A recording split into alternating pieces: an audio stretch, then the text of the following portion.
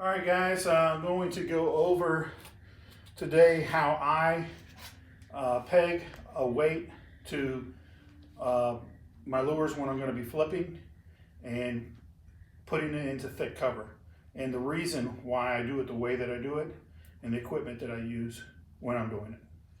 All right, guys, so a lot of you know that I pretty much use loose fishing rods and reels exclusively. I used to use Ava Garcia, but I switched a while back. And I really have fell in love with the carbon speed stick or carbon fire speed stick rods. You can get them at Dick's Sporting Goods. They're like $50, regular $79, that they're always on sale for $50.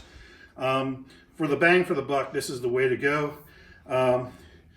The setup that I'm setting up, I'm going to do the video for you, is not my heavy duty setup for in heavy cover. This is my semi finesse cover setup.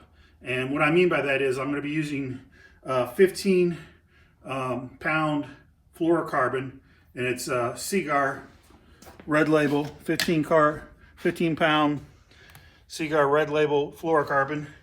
I use that, and I'll be using a 3/8 ounce weight and a 4/0 Trokar heavy duty hook. That is the TK 100 HD. And I really like that hook, and the weight I use is a tungsten 3/8 ounce weight. This is a medium heavy 7-foot action rod with a fast action tip. I like that for the more of a finesse, I would say a finesse style flipping. The reel that I use is the Tournament Pro Lose. It's $199, I believe, but if you go on to Sportsman's Warehouse on eBay, you can get them more for like $140, which is a big savings, and it's a super good reel. I mean, it's awesome, really smooth. Okay, so from here on, we're going to go to how I set these up. To peg these the way that I'm going to do it, you're going to need these following things. Your flipping weight, which is for me, this is a Reaction Innovations Beaver, 3/8 ounce tungsten weight that does not have an insert. They have no inserts. TK 100 HD flip worm hook by Trokar. Some bobber stoppers, a O-ring, and a rubber band, pair of scissors, O-ring tool. All right, I want to tell you something. These bobber stoppers, if you get a pack of 3 of these and you go to a regular store, it'll cost you about $7, and you'll get 15. If you go on eBay, you can get a pack for 100 with free shipping for $7. Guys, I like to support the local dealers, and I do with a lot of tackle, but some things are just ridiculously overpriced. So save yourself some money and get your bobber stoppers on eBay. To start off with, we're going to put the bobber stopper on the line. Now, some people don't even know what a bobber stopper is. It's a little rubber peg, and it's used to hold bobbers onto a line. Okay, but we're going to use this to keep our weight pegged. You double over your line with a very short piece right here, and there's like a little metal loop. You push your line through that little metal loop and grab a holder on the other side. Don't let go of that one line. Now you should have your 2 lines stuck together, and you pull that rubber bobber stopper off the metal down onto the line. It'll snap off of the line, and now it's magically, like magic, on your fishing line. We don't want this thing to be in our way for right now. We're going to slide it way down here to the eye, so it's out of our way. The next thing we do is we're going to put on the 3/8 ounce weight. Okay, guys, one thing I didn't show you earlier was the way that I have my weight set up in my box. So these are my 3/8 ounce weights. I order all my tungsten from Original Weights, and I'll put the link at the bottom of the video. It's a company from overseas, and the price is about 75% off of what you pay in the store. Okay, and that's even with the shipping. Okay, so next we're going to put the 3/8 ounce weight on the line. Now this is where I do things a little different than a lot of people. I double peg my weights, and I'm going to explain why after I show you how you do this. So you're going to need another piece of fishing string, and I always save some in my little tray right here, and I have it in offshore yellow, so it's very highly visible and really seen really easy. So you want to take and push the line from the bottom of the weight up so it's sticking out about that far, and then push it through again from the bottom so the way the line is sticking out the top about the same distance, just far enough that you can hold it together. Now we're going to pull that until the loop down at the bottom is really close to the bottom of the weight. Don't pull it all the way through. This is where the rubber band that I had is going to come into play. You're going to trim this rubber band to where it's about that long, really short. And see how I've got to where one end of it is curved? You're going to put one of the end of that horseshoe around one end of the line. So you put one piece of the rubber band on one end of the line, so like so. Then you're going to come back down here and grab your two ends of your fishing line and start to pull that rubber band towards the weight. And it's going to pull that rubber band inside that sinker. And you're going to pull it till just the tip exposes itself. And then you're going to pull this line out of the way. You're going to have a little bit left over. Very carefully trim that. Don't cut your fishing line or you're going to have to do it all over again. Trim that so it's not in the way. Now this weight is actually pegged with a rubber band and doesn't move very easily. With the bobber stopper and that's double pegged. That weight really isn't going to move. Now some people are going to say, wow, that's a lot of overkill. I'm going to explain, like I said before, why I do it that way and why it's not overkill for me.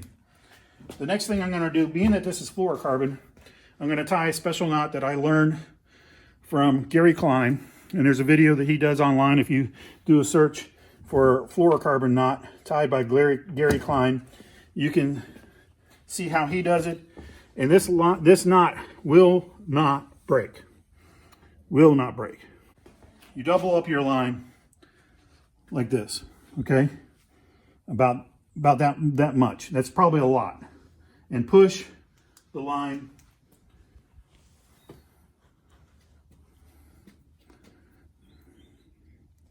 through your hook. Now, take your hand and fish it back up to where only a little bit of that exposed line is sticking out.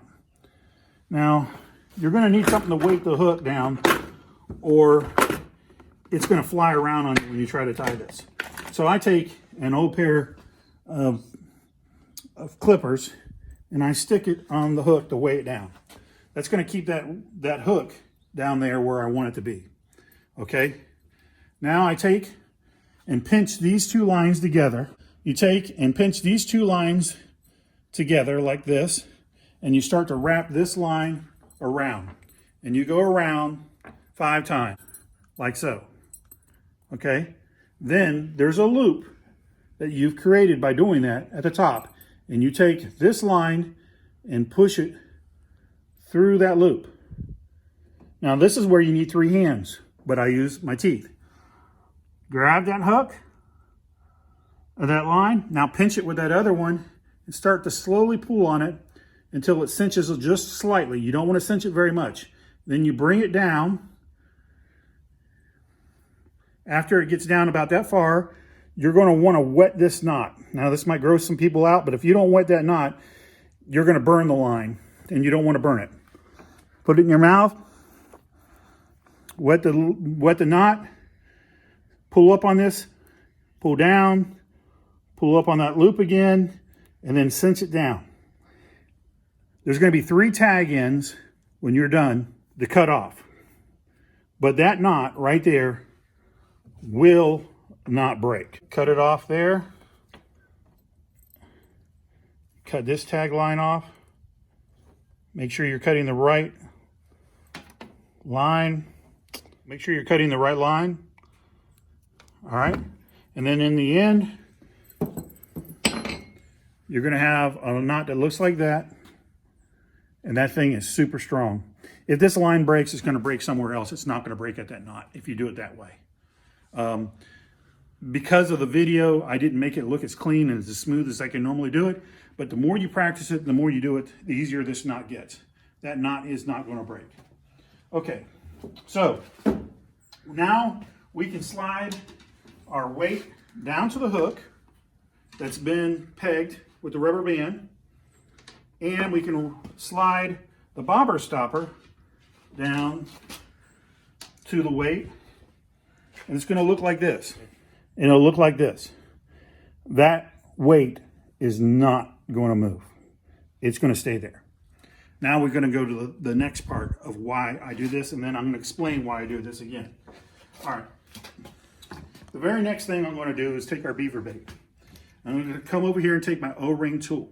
You're going to count, there's rings here. 1, 2, third ring behind that. That's where I have measured this before, where I want to put that O-ring. So I'm going to slide this in to that part right there and slowly push the O-ring down. Boom. Should look something like that when you're done. Now, the reason why I put that O-ring in there is it's going to keep this weight, this hook at the shank where it bends in place on the bait and not let it move around. So when you go down, you put the hook into the weight, you come out just behind the O-ring, and you slide the hook up through and up into the shank. Now, you'll see that that O-ring is going to keep this hook from popping forward. Now, why would I want to do that?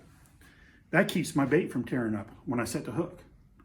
Normally, when you would set the hook on a big fish or on a fish, this hook is going to rip through that plastic and tear it up. And you're going to be replacing a bait every single time you catch a fish.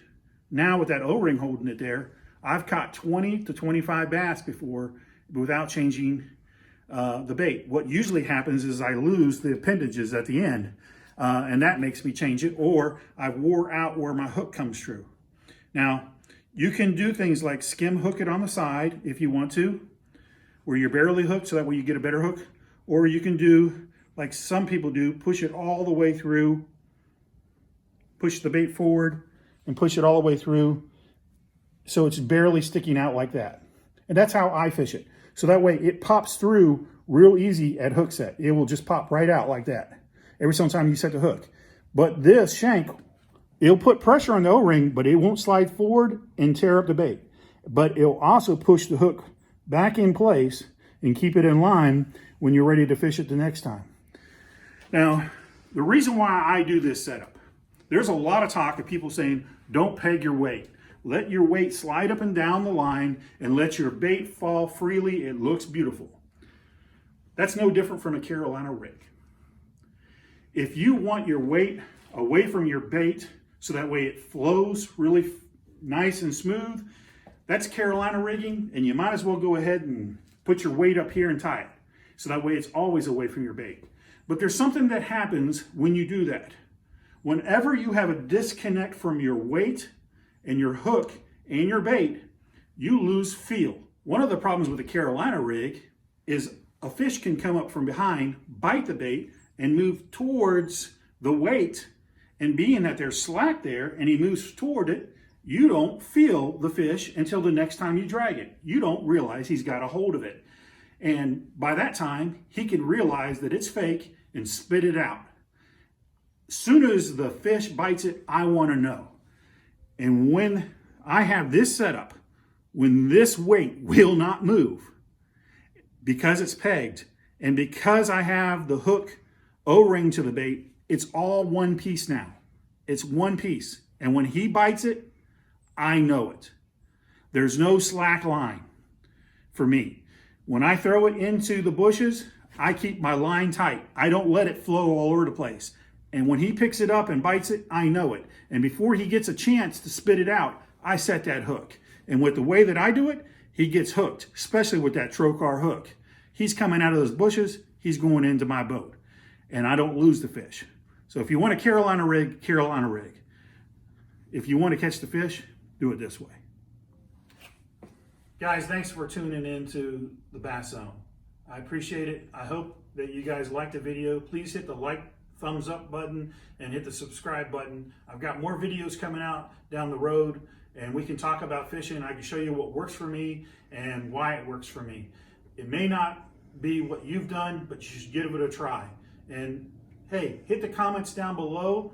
Send me whatever is on your mind. If there's something you'd like to see, let me know about it, and I'll talk about it, what works for me. Thanks again, guys. Have a blessed day.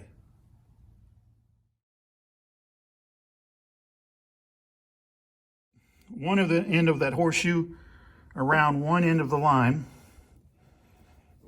Of course, I could make this look a little bit easier, but I'm fumbling it now that I'm doing it on. Honey, I'm going to edit all that out anyway. Slowly push the O-ring down till it mashes in right behind that third ring. And if you don't get it exactly right, as long as it's close, it'll work. That's actually pretty bad. Okay, you want to start all over? Fish can come up, bite your bait, and move forward towards the hook. Towards the, let me do that.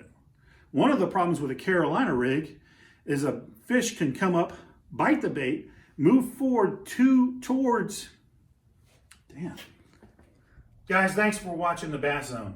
And please tune in and subscribe, hit the subscribe and the like button and comment below. Even if you don't like my setup, if you have a different opinion, comment, we'll talk about it.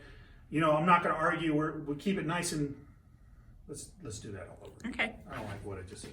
Okay. Hey guys, thanks for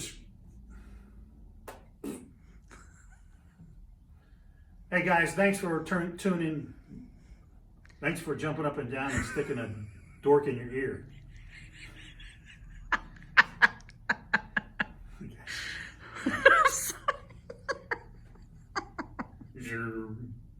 All right, ready? Okay, hold on. Guys, thanks for tuning in to the Bass Zone. I appreciate it. I hope that you guys liked the video. Please hit the like, thumbs up button and hit the subscribe button. I've got more videos coming out down the road, and we can talk about fishing. I can show you what works for me and why it works for me. It may not be what you've done, but you should give it a try. And hey, hit the comments down below. Send me whatever is on your mind. If there's something you'd like to see, let me know about it, and I'll talk about it, what works for me. Thanks again, guys. Have a blessed day.